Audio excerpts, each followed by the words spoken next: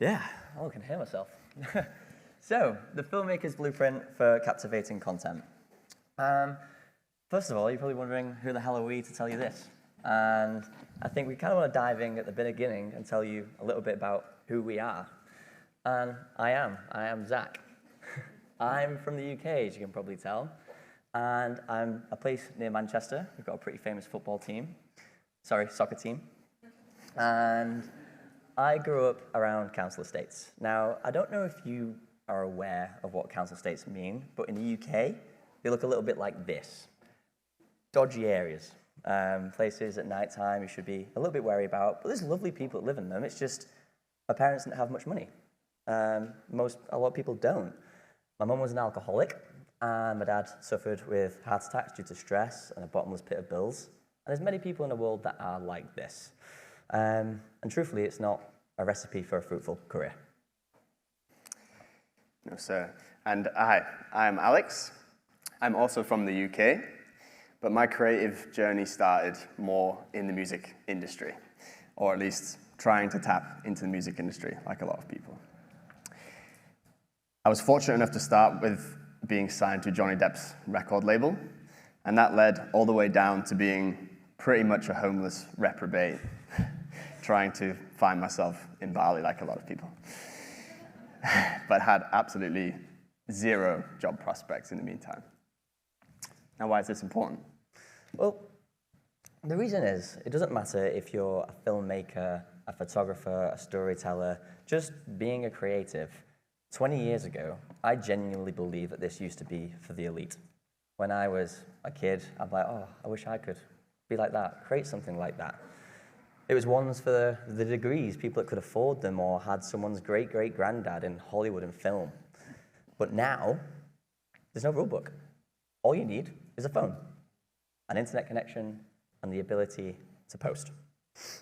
Now, what Mark Zuckerberg didn't know when he was creating social media was that for people like me with an alcoholic mother or people like Alex with no set path and where he was going, but fueled with passion, just because we didn't have it doesn't mean we didn't want it. And he was simply changing the world. Like this kid from Oregon, who probably most people in here know as Zack King, who is the VFX creative genius who started with nothing but a cheap camera and huge ideas. As Zack was rejected by film school, but he taught himself video editing from his bedroom and was able to share that with the world. He became one of the biggest content creators in the world, and even in 2019, making the most viewed TikTok ever seen. So it just shows you can be anyone from anywhere. All you need is a story to tell. But that can seem daunting, to beat that impossible algorithm. Ooh. But we promise, it is very much possible. And before we dive into what we think that blueprint is, it's time to kind of reintroduce ourselves. You've seen where we're from, but we've got some pretty cool accolades that I think should hopefully give you the confidence to believe what we're saying. And yes, I'm Zack. I am 29 from a council estate. But at 23, I was working for a company that was called Social Chain, and then became head of production there. It went from 10 people that was 21-year-olds in an office to 250 in 2 years. We worked with some of the biggest brands in the world, and I was responsible for things like the most viewed video on social media during the Super Bowl weekend. And I've had things trend on Twitter within 19 minutes of pressing play. And I think I've even made the most engaged TikTok live stream for Prime Video. By 25, I was like, okay, I've been working for the man, but now I want to be the man. I want to have my own production company. I don't want to no longer chase a paycheck. I want to put all that hard work into my own company. And I did. I founded Full Send Studios. And that's created viral content for big names in sport, musicians, entertainment. We've made top 10 TV Christmas adverts. And like I said, made Prime Video's most engaged live TikTok stream. And now at 29, I'm getting flown out to New York from the UK to get to talk to you about it. And 10-year-old me did not think that was possible. Social media made it so. Nice. And like we said, I'm Alex. I'm 30 years old. But like I was saying, I started my career in the music industry. At 24, I was touring and creating music in arenas around the US, UK, and Europe, playing to sometimes 25,000 people a night. Much easier hiding behind a drum kit. But now at 30, I run a global media company that has operated in over 50 countries around the world. Recently, I became an ambassador of both Canon and Insta360, all the while working with dream clients that used to sit on my bucket list, and now I get to work with on a daily basis. People like National Geographic, Canon, and being here with you guys today with Manfrotto. And that's the both of us. Yeah, we're just two best mates that kind of cracked this code for viral content making. And I'm guessing you guys want to know how. Do you? Yeah. So I'm going to start with a game. I want you to all stand up. More standing. Now, these lights are quite blinding, so I can't necessarily see all of you, but now only sit down if you don't have social media. Everyone's got it? Cool. Should I stand this way slightly? Am I getting feedback? There we go. Cool. Now, sit down if you didn't check social media this morning. I'm talking if you was on the toilet, on the tram, whatever. Okay. Now sit down if you don't remember what the last video you watched on social media was. There we go. I'm going to be testing you. Only sit down if you don't remember the last video you watched on social media. Okay, cool. Not bad. I can't necessarily see you, so, sir, I can see you at the front now. What was the last video you watched on social media? One of my YouTube videos. Nice. Nice. That's very fair. That's self-memory. It's connected to you. That's an emotion. That's good. How about yourself next to you? Florida Panthers celebrating their win last night. Okay, Nice. so that's a team that you support. Yeah. And you remember that very, very well. This is good. Another big emotion. Yourself, sir? Car video. So your own content. That's good. Means something to you. Put a lot of hard work into that. Awesome. And yourself, sir? Okay. Another big thing means something to you. YouTube video, track. And yourself? Cooking video. Okay. And what was that cooking video? Chicken. Chicken. Lunchtime. Meal prep for the week. How to make something. So it's like education, something that's going to be involved in your life. Yeah. Okay. Remember these things. Okay. Everyone can sit down. I can't get around everyone. But we've had something that's meaning something to yourself. It's your own project. It's a football team. It's education. It's essentially something you're going to use in your life. Now, for everyone else that sat down, do you understand how crazy that is? Because we spend 2.5 hours every single day on our phones, and most of us, apart from the ones that it reminded us something that you're going to do in your life, sat down. And I want to put that into some perspective. There's 24 hours in every day, roughly 16 hours of every waking moment. That means 15% of our lives we're not remembering. Now, most of us in this room are content creators or involved in this creative world. That means when you put your video out, most people aren't going to remember it. And that's 3,000 days of your life gone. That's about 8 years. Poof. Crazy. Now, I'm not trying to scare you, just putting into some form of perspective of what your competition is. When you post it, that's what's happening. Yeah, and we want to break down why it is that we're forgetting social media content, because we don't forget the films we watched, we don't forget books that we read, and we don't forget theater or Broadway shows that we go to. So why is it that we're forgetting all of these hours of social media each day?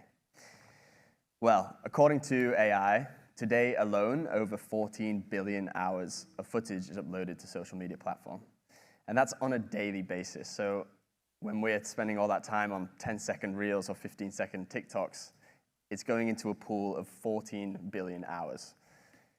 To put that in a human perspective, it would take 1.6 million years to get through that content. And that's just one day. Now, I don't know about you, but these numbers are pretty hard to comprehend. Yep. So Zack is going to visualize it for us. For me, that's what the newsfeed is, right? Loads of people running to grab your attention. Your video, the thing, it's just coming at you. And that's the newsfeed, trends, adverts, stories, whatever you call it. It's all coming in and it makes your brain go boom.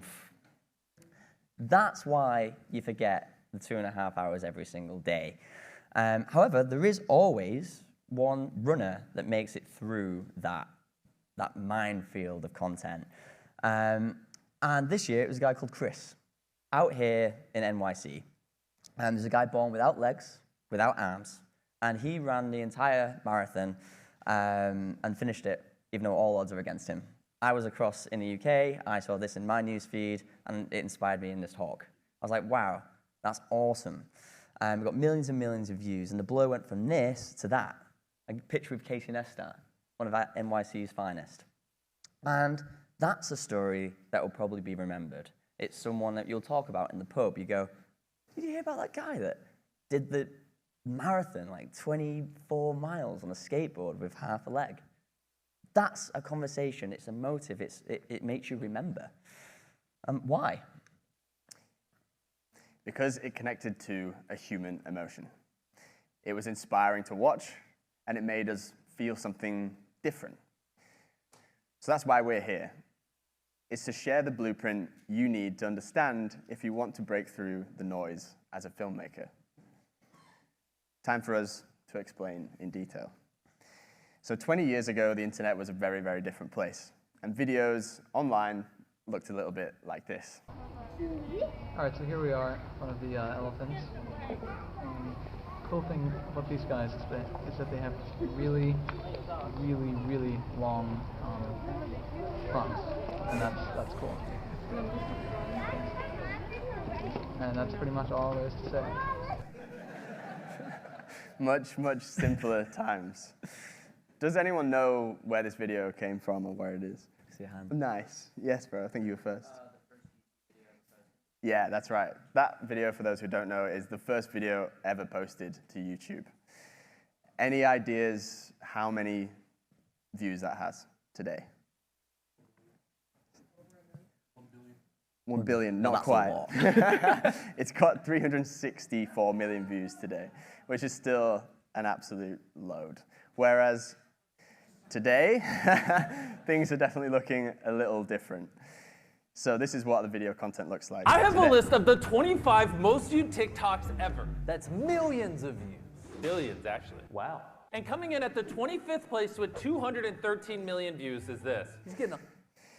So that's super hard to consume. Very, very different to how simple things were 20 years ago.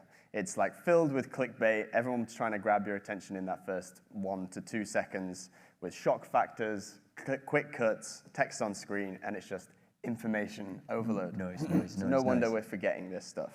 When 20 years ago, you could upload a 19-second one-take shot and people would happily watch the whole thing.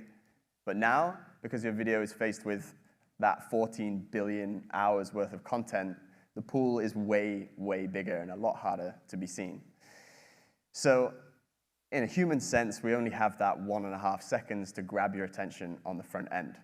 So maybe that's the whole point. The whole secret is to do something really engaging in that first 1.5 seconds. Is it? Hell no. Absolutely not. It helps. Don't be wrong, if you can do something in 1.5 seconds to grab your attention, that's amazing. But what's the one thing that hasn't changed in 20 years? It's human emotion. It's the way that we think. And when you looked at those two videos, the one from 20 years ago and the one from 17 years later, there's a similarity. We both love animals, you know? Yes, granted, 17 years ago, 20 years ago, you could get away with being in front of the fence, behind the elephants, not really seeing it, and now the lion literally has to be hugging you, you know? But it's still the same thing. It's animals. We like them. And that's what I just said there. The way we digest content has changed, but the core foundation hasn't, you know? We're humans. We like human emotion. And I know what you're thinking.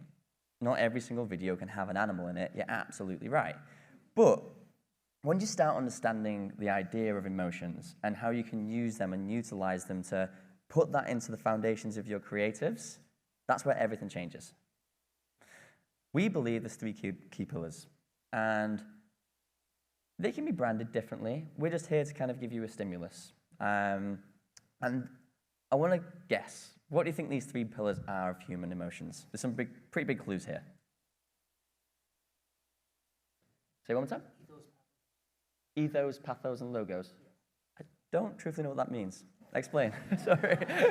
Get up here. I'll get up here. Go on, explain. What is that? Sorry. Go on. So like, it's like three things. Like one, like you know, like one that's something that stands out to you. Okay. That's something that travels like through the heart, bloodstream, or something. Kind of. Or like three, it has like something that stands out in the video that something that means to you. We're definitely on the right lines. We're definitely on the right lines on that. Go on yourself.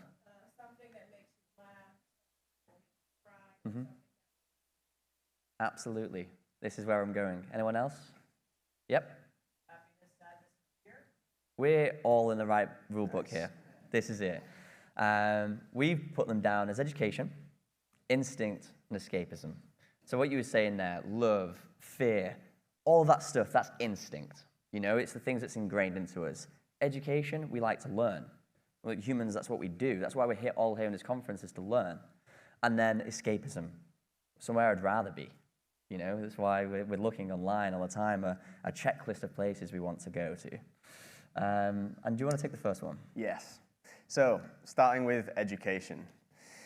And let's do a perfect example of what probably most people search here. If you don't know an editing trick in, let's say, Premiere Pro, DaVinci, or Photoshop, whatever editing software you use, you're going to do one of two things. Either go and read the user manual, break it down, and try and find the answer to the problem you're looking for.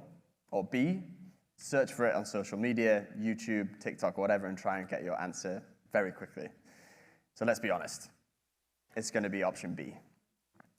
So in that case, if you can provide value to a viewer and give them information that they find interesting, you're going to win every time as a creator.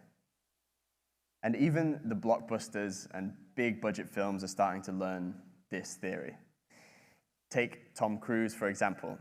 He's no longer shouting about the new Mission Impossible with polished film trailers. Even he's sharing a how was it made, how was I pulling this stunt off kind of approach. For example, this is from the latest Mission Impossible film. Hi everyone! Wish I could be there with you. I'm sorry for all the extra noise.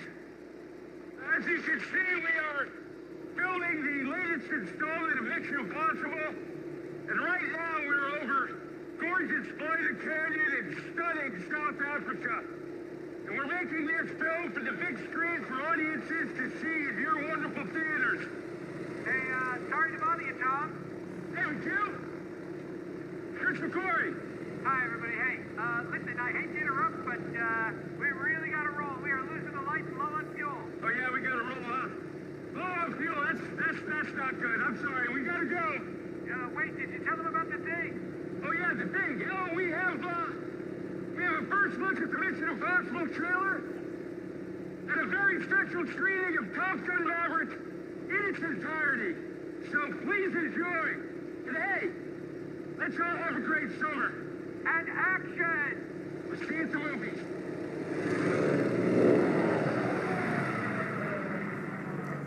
Absolutely legendary. Now, even that makes you want to watch the film even more than watching, you know, a 3-minute hot takes of all the actual film. And if you're still not convinced, let's take Bad Boys 4, for example, where we have Will Smith, who's probably one of the most influential people on social media right now. Even he is adopting this behind-the-scenes mentality as part of his film promotions. And Miles! Shoot! Boom, boom, boom, boom, flip! Good! Kids, bitch!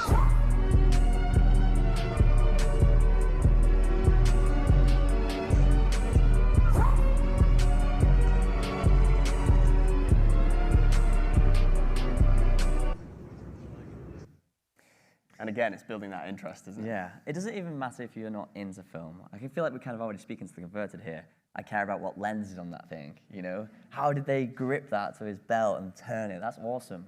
But your dad that doesn't care, he still finds that cool. You know, I've always wanted to see how it's made in the movies.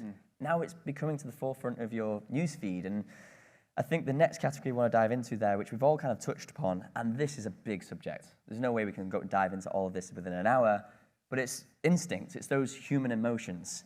And we put 4 rough ones down. They all have subsections, but you know, fear, humor, love, nostalgia. What does that mean? How does that convey into media and reach and content? Well, for me, fear, number 1 sits at news. Just last week before coming here, you know, all I'm seeing in my news feed is the protests that's happening all the way across America. That's quite scary. Am I going to be safe? You know, it's fear. It's last week on trending on number 1 on Twitter was World War III. We definitely don't want that happening. But, you know, that fear innates viewership. And on the news, it isn't always fear. There's probably 10%, which is the Chris stories, the guy who got through the marathon against all odds. But that mindset goes, okay, if I'm creating something, how can I use that emotion? Can I create a news article? What creates a news article? And then there's humor, you know, things at nighttime when you come home to relax. You're not sending an advert to your friend, like, oh, that advert was sick. No. You're sending your friend a meme talking about how many steps you did today, you know, and how your legs are falling off. It's making light of your day. There's love, something that might make your girlfriend smile, or nostalgia. Probably the hardest one to tap into, but one of the most successful. Because if you can make someone see themselves in your video, they're going to watch it, because it's more about them than it is you. And that's instinct. It's what's ingrained to us from an early age. And there's so many sections you can take away from that, but think about that. What's been involved in your life from an early age that can make someone go, ah, that feels like me? And our last emotional pillar, escapism, where people want to escape the world in which can seem repetitive and without inspiration sometimes. For example, we don't even wait in line for a coffee anymore without pulling our phones out. We want to be removed and take that 30-second wait for a coffee and go get transported somewhere new, go discover something that we haven't seen before, which fuels a news feed of discovery. Like beautiful destinations who have managed to rack up over 25 million followers now. And it's starting to make social media look like a very, very experienced travel agent. So in summary, that content is best viewed mentally and visually through breathtaking locations, cinematics, and dreamy environments. It's ultimately building everyone's checklist of where they want to go see. You know, you go to Italy, you've got everyone taking photos. It's because everyone's built it up on their checklist of things they want to go see. And that's our theory. It is 3 pillars of emotion. And we genuinely think about that every single time we go to enter a creative. And all you have to do is ask yourself, what is this video going to do? And is it going to educate? Is it going to tap into instinct? Is it going to let someone imagine a world that they desire or want to visit? And all that's great in theory, but I'm conscious we've been talking so much about theory, we should probably tell you about something we've done.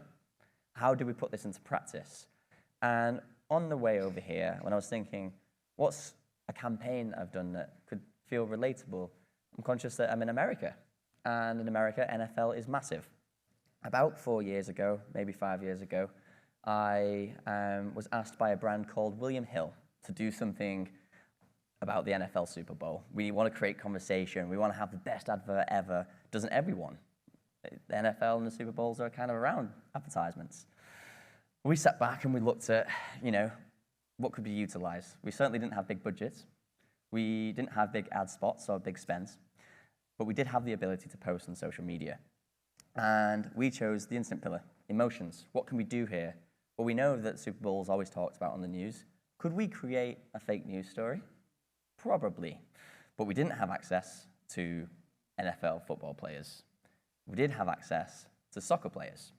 We had access to a guy called Eden Hazard, and I don't know if you know much about soccer in the UK, but he's one of the best strikers at that time. And we thought of a stunt. What if we had him doing keepy-uppies, but instead of it being a soccer ball, It was an NFL ball. But bit of magic of production, he didn't actually have an NFL ball. He had a very, very tiny football that we could CGI and make him do anything. The purpose of this was to make it look 50% realistic. Why? We want to create engagement in the comments. We want to make people argue. Oh my God, did you just see what Aiden did? Best player in the world. That's why he's on my football team. And then someone from this room who's a bit savvy on tech going, excuse me, that's fake. We want to create a hot topic in the comments section and make a bit of fake news, which we did. But this is the video, and this is what it looks like. Willie, you're up first. Come on. 1, 2, 3, 4, 5, 6, 7, 8, 9, 10, 11, 12. Oh! Big finish. All right, 12. Okay. All right, come on, let's go. 3, 4, 5, 6, 7, 8, 9, 10. All right. So, Junior, you got 12 to beat. 1, 2, 3, 4, 5.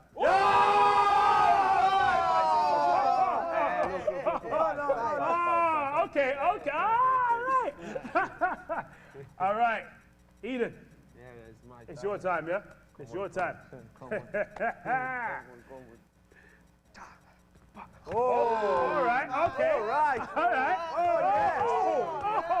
Oh my days! I forgot to count. Oh my days!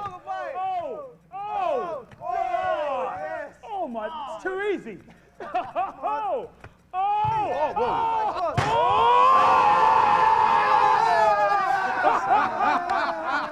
A fun little social piece, but the reaction went crazy. These are some of the comments that was there, and people was like, Hazard, he's hilarious.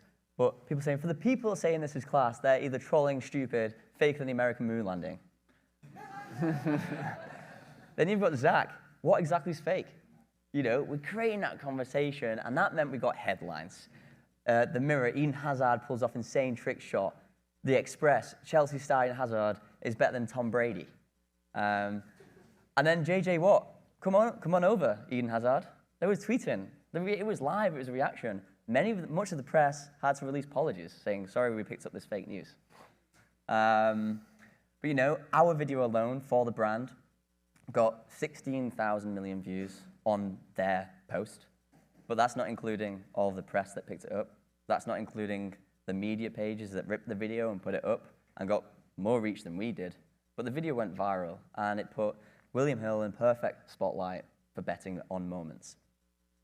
Absolutely epic. So I want to give you another case study that we've done in the athletes field as well. So everyone in here probably knows the camera brand Insta360. And they gave us just one day to work with one of their most successful athletes, Shaun White, who is a 3-time Olympic gold medalist in snowboarding. They challenged us to create a viral video, and although his Olympic accolades are extremely impressive, they don't tap into one of those human emotions that we were talking about previously, until we discovered this on our search, which is Shaun White's old 2008 Xbox game. And I know myself personally used to play this game, and it tapped into a nerve that I hadn't felt in many, many, many years. So in combination with Insta360, we leaned into that emotion of nostalgia. We wanted to make people remember their childhood, and we created this.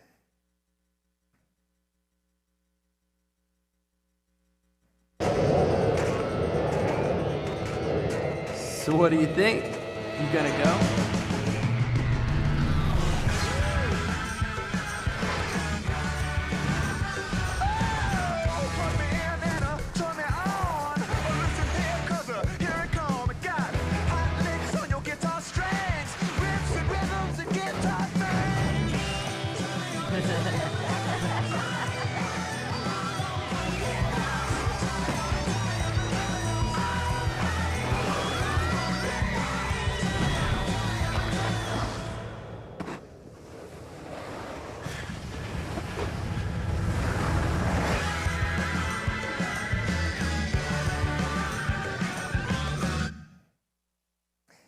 Sweet, super fun. Thank you.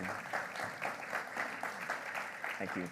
And for most people, until they'd watched that video, that memory remained untouched and that feeling remained like undiscovered. And it's this deep emotional connection that gives us the power to potentially go viral. So with just a few hours with Sean White on the mountain, we managed to get 2 million views in a day for Insta360, right where they wanted their target audience, in the snow and snow sports world. But how about something more current, hey? Hell yeah. We've been doing a live campaign, and you guys can genuinely follow this now. It's with our good friends Manfrotto. They've released a new tripod called Manfrotto 1, and it's a tripod that can do it all. It has low mode, Q90, photo, video. It's a genuinely impressive bit of kit. And they asked us to do their launch campaign. Biggie. And we kind of want to break down our approach. And that was, the brief was essentially launch a video which showcases the product, features and attracts the attention of modern day content creators like us. What do we create? Is it going to be a cinematic ad that showcases premium features? What do we think? Absolutely Good. not. Starting to listen. No, we start with those 3 emotional pillars that we were talking about at the start. Those are education, instinct, and escapism. Which one do you think we should use out of those 3? Exactly, Boom. Education, that's it. We want to show how this thing works. So if you're going to invest your money, you want to know that it's going to be the tool for the job for you. And just like that Mission Impossible marketing team, instead of doing that glossy cinematic trailer, we're going to do a how it was made video. So we teed up a challenge, and that challenge was, can you create an entire advert using just one tripod? That, first of all, creates anticipation to watch. You know, we're telling the viewer what their value is going to be from watching it, what you're going to learn, how it was done, and then learning if it was any good. And essentially, it meant that the first part of the advert wasn't the polished piece. It was all behind the scenes with a bit of creative flair. And you're learning how it was done before you even watch. And that feels native to social media. You know, we're not going to social to watch an advertisement. We're going to social to see how it was made, or share with a friend, or learn, to feel an emotion, to, you know, have fun. And you learn how it was done before you even watch. Oh, I'm going backwards. There we go. Want to see? Does anyone want to see the advert? Yeah? I think. One more. Oh, here we go. I've been asked to shoot a tripod advert using just one tool. Yep, you heard that right. Photos, videos, transitions, all just using one tripod. Why, you ask? The tripod, monsieur. Because apparently, the new Manfrotto 1 can do it all. Let's see. First up, the idea. If this video is going to be any good, the idea has to be big. I'm talking weird rigs, crazy transitions, and a big old plot twist like this. We're getting a lot of vibrations in this shot, so we're going to weigh this down, but I'm not sure this is going to work. This timing's so hard. Why can't we do this in the studio? We really need these clouds to go. My mic fell off. The tripod's good, the mic isn't. Wait. Do you have to shoot this in portrait? This tripod is handling everything. Faster, I want faster. I honestly don't know how we would do the shot without the tripod. And honestly, I think we got it!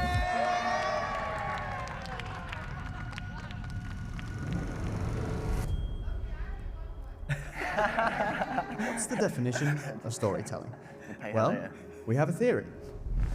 Imagine a library filled with stories, and it's our job to choose one. For example, rock climbing. And to communicate that feeling to an audience, we'd want to show with a sense of stillness to appreciate the landscape. Or let's say I'm a DJ. We want to see cameras here, up top, center, and definitely there. So we can live stream to millions of people around the world like this. Or how about something more extreme? Like BMXing, where we literally have to freeze the action. What truly counts is, no matter the scene or the story you're telling, they all have one thing in common. It's the tools that we shoot them on. And let's face it, your clients probably want the world. So if you're a creator who needs a tool to tell any kind of story, why be limited by its features when you can have a tripod with endless possibilities? It's called Manfrotto 1. Which story are you gonna write?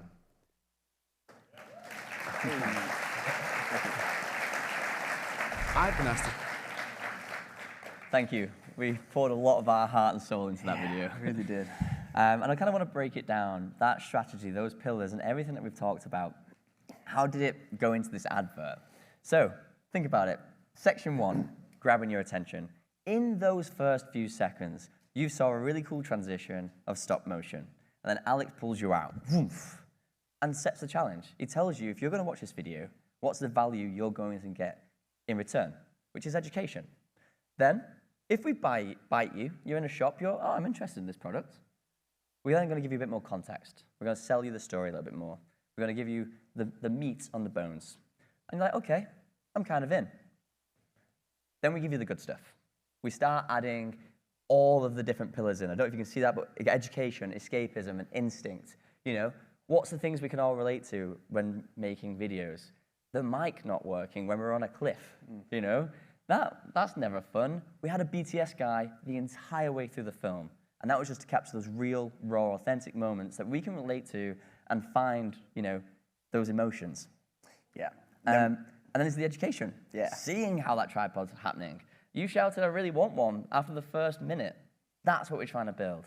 But we've thrown out so much information at you. So we wanted a beat break. Yeah. That's one thing we live by with every commercial content we do.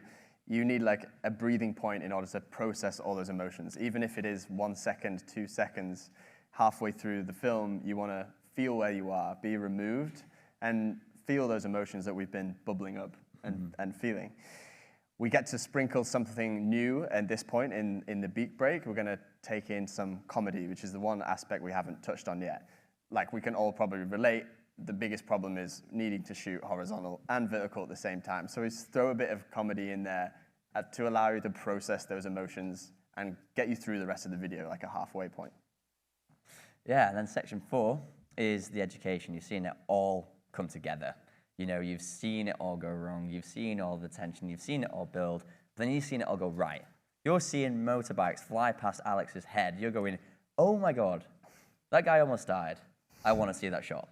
You know, you're building it. Now I really want to see it. So then the final part is, we give you the proof of the pudding. We then show you the advert, and you get to see it, and you get to learn what that product was like, just like your cooking video. It's education, you know? And in these frames, we're filtering all of those emotions, all of those 3 pillars. You've got travel. Wow, that mountain looks really cool. That'd be an awesome place to go. But also, he's really high. That's quite scary. You've got the escapism of this awesome DJ world in a singular frame. It's telling you so much in so little. You've got interesting perspectives. I've never saw someone's shoes from below in a worm's eye. You've got the product showcasing him shooting the biker and freeze framing like old Thrasher magazines. We're throwing information, education, and go on.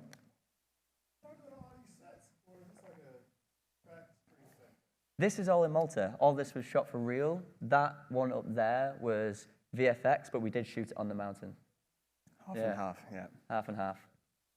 We wanted to add a bit more pizzazz because around the edges it looked a bit ropey. But yeah, the funny thing is, this advert is all well and good, but it's not even the main part of the campaign. That's why I said you can follow this through over the next few weeks. Because all that effort for one video, great, but the most important part is educating, you know, doing the split screens, showcasing each scene, how did we do it? That question you just asked there is the exact reason why this campaign goes on for weeks. We want to do split screens and showcase to people, if you want to do this shot, this is how. We're not hiding behind a cloak and dagger, we're showing you, and that's going to come from Manfrotto's feed, like this. Wait. Do I have to shoot this in portrait?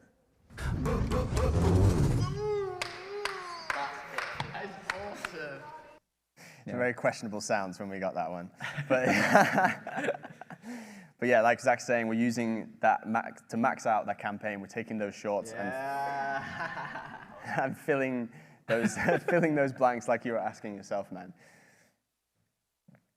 3, 2, 1. And to communicate that feeling to an audience, we'd want to show with a sense of stillness to appreciate the landscape. We've done some wild stuff. I think this is number 1 though. Hopefully that answers your question. Yeah. And then the VFX shot.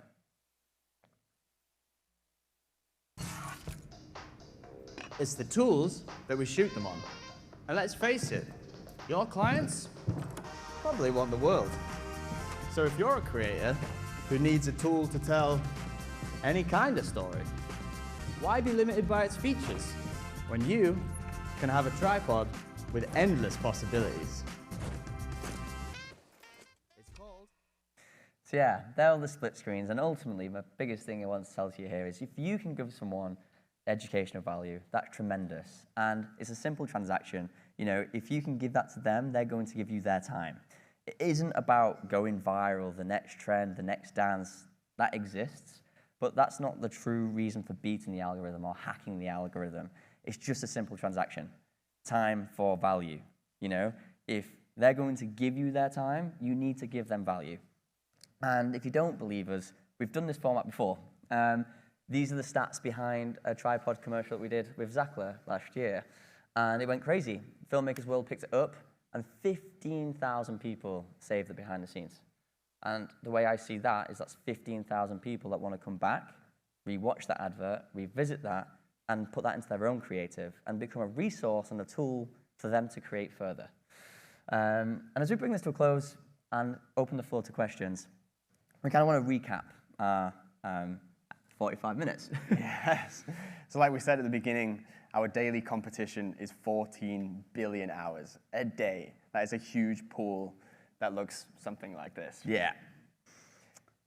And you essentially need to use these pillars and digest your brief, whatever it is you're creating or looking to do, and think what I need to lean on and bring your story to the forefront.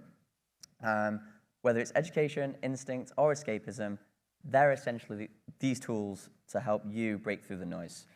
We've loved talking to you. It's been an absolute honor, and we'd love to chat now and further, ask any questions, and yeah, that's been ourselves.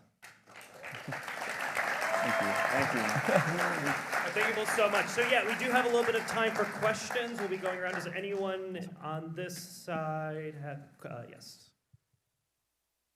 I'm curious if you have any examples of using your 3 pillars maybe earlier in your career when you weren't working with major athletes or major influencers. I would love to hear about something like that. Yeah. Well, I was going to say, at the start of my career, I was that agency I worked at, I was 21, and it was branded a social Illuminati. Essentially, the office walls had 10, 20, 21-year-olds in, and they all owned Instagram pages, Facebook pages, YouTube pages with millions of followers. But it wasn't in the world of branded advertisements, and we were nobodies. And the thing where I said the quickest thing I've made something trend in 19 minutes, that was all Twitter pages talking about things that made us feel something. And I'd say that's maybe where it started, because it wasn't about brands, it wasn't about major athletes. It was about something stupid like Trump. Like, it was making me talk about a presidential thing 8 years ago. And then that made us realize about these emotions that, hang on a minute, if you talk about something that means something to people, that matters. And oh my God, I think I made internet trend. It was about broadband. That was something. Nobody really cares about that. It's quite a boring industry. But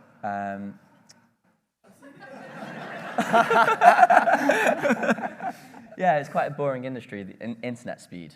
But we wanted to bring to light that mobile providers are mis-selling you, and that connected to an annoyance and a feeling of, like, I'm paying for something and not getting the value I deserve. So we wrote 30 tweets on our feed about the mis-selling of information, and that trended, I think it was in 23, 24 minutes. And that is using that. And that wasn't anything big. It wasn't an athlete. It was just Twitter pages. Just an emotion. I think stripping that back as well, like even before that and working with a corporation, like for myself, probably the simplest form is escapism in travel content, you know, just wanting to be taken somewhere away. And if you have the technical ability to know how to do that, it's very easy to be like, okay, I'm going to start influencing other people who want to go to these places and almost educate at the same time. Oh, you can get to this waterfall this way, or this is a different way to travel Kazakhstan, or something like that. So in its simple form, without brand integration, it can be done in that way as well. Yeah. Hi. Hello. Thanks for being here. My question for you guys is, have you ever in your already successful careers failed at a social media project that you thought was going to do very well? And then if you did, at what point did you know it failed, and how did you pivot? What did you learn? And like, what was your process from this video that you thought was going to do well? That's a good question. And have you failed? All the time. Yeah, I'd embrace failure because that's where you learn the most. I think with most successes you have, it's like, oh, that's awesome, but you don't really learn anything. And I've failed a lot in my life. But it's that consistency that we're talking about. Like, it doesn't necessarily have to hit millions of views just straight off the bat. You know, your first video you post, or your first client gig, you implement these pillars and expecting to get millions and millions of views. It might not happen right away. You've got to build that reputation first to be a trusted provider for that client, right? So it may not get millions of views straight away, but it might get you the next client, you know, and then that one goes pop. So it's all about just looking consistent in that case, I think, from a client's perspective, and not necessarily failing if you are building reputation at the same time. It's not necessarily a fail, I would say. If you did your job very well, and the video is good, and anyone looking into that goes, wow, that was impressive, it's essentially a portfolio piece for that brand. So when the next person comes and then sees the next video you've produced for them, and then they hit next, there's another piece of work there that's equally as good. And as long as you're consistently proud of it, consistency is key. Now we have a question up here in the front. Hello, thank you guys for joining us today. I just wanted to ask you guys, what would you say is like the major challenge, well, a major challenge when it comes to executing the education, escapism, and I forgot the last one, sorry. Instincts, emotion, yeah. Major challenge, you said. I think it's just being probably original in that 14 billion hours of noise. There's a lot of people who are doing some insanely technical stuff, and it's probably getting inspired to do things in a different way and not just sort of copy the pile that you see inspiration from, usually, which is Instagram feed or eye candy saves, which are, you know, technical ways of filming. It's probably trying to remain open to getting influences from different places and not just social media. I would say, you know, reading books, looking at art, and taking inspiration in ways you can be original and not copy current trends. I would say that's probably the hardest thing to try and keep going. And be curious. You know, be a curious kid. They always ask questions, silly questions, but inspires ideas. And that's a gold mine. If you're ever struggling with that creative resource, go out, go for a walk, go to nature, listen to music, remove yourself from Instagram. Something will come. Subconscious will always kick in. Over here in the front. My question was about the Manfrotto commercial. I just wanted to know what cameras you guys used and how involved you guys were with like the editing process and what software and stuff was used. We like that question. So like I kind of said at the beginning, just this year, I managed to get a deal with Canon UK, who outfitted us both to shoot this on the Canon C80. So we shot that 6K RAW, and then I did the basic VFX and transitions. Zack did the main framework of the thing, and then it was handed off for color grading. Yeah. So we essentially, before the video was ever made, I'm quite a planner and like visualize things in sound. So there is an element of that video where it's just black with all of the sound, my own voice recording, like saying to Alex, like, I think it should sound like this. All the track was built, the transition sounds, everything that's in there, essentially called a radio edit with just text on screen that's saying, we're going to be introducing the challenge here. We're going to be there, hearing the beat breaks. That was in the advert before we'd even storyboarded it. Making the video without actually having the video first, which is what you're really good at doing. Yeah, and then once we had the offline, and I spent many late nights, getting 7 days worth of footage on that timeline and doing selects. You see some of the VFX, that then goes to the post. So we get an offline edit locked that the client's happy with, that we're happy with, everyone's happy with. The picture stays the same then. Then it goes to the VFX guys. They put the mountain in. The color grader, a sound design guy, makes it come to life. Cool. And then we got time for one more question here in the back. Hey guys, so how can a solo filmmaker achieve that kind of image quality, even in working with people, with clients that when you don't have all the, you don't have all the lighting, you don't have all the stuff around you, how can a solo filmmaker achieve that kind of filmmaking quality? Yeah, good question, man. It's a constant battle, but I think one, to try and not get too het up about, I think if we'd answered the previous question with, oh, that was shot on a Lumix GH4, I don't think you maybe even would realize, I know even I wouldn't, especially if it wasn't consumed on a big screen, but on a phone. And because the emotion is there, it leaves a good impact, and I don't think people would be hung up on that video because of what it was shot on necessarily. I always think lead with that emotion first. Go with those 3 pillars. It doesn't matter, about what it was shot on, how cinematic it looks like. You will get there, because the only reason that I've managed to get to this point creating a video like that is the previous videos. And the previous videos, I didn't have that gear. I didn't get to build a VFX studio like that. It's just followed and continued trust. I've been doing this for almost a decade now, and my first video, that I did solo, was a music video for £100, and I shot it at midnight because that's the only time I could get the location. I shot it on a rubbish camera, and I spent, I think, 5 days editing throughout the night because I didn't know what to do, and I didn't have sound sync. I made so many mistakes. That went out. The next video I got was £200 music video. And it's that consistency, and now 9 years later, I'm getting to do that. So just make a good video, do everything you can in the time that you have, and then eventually someone will give you another opportunity. Can you create this? I saw your last work. Same again, same again, same again. Yeah.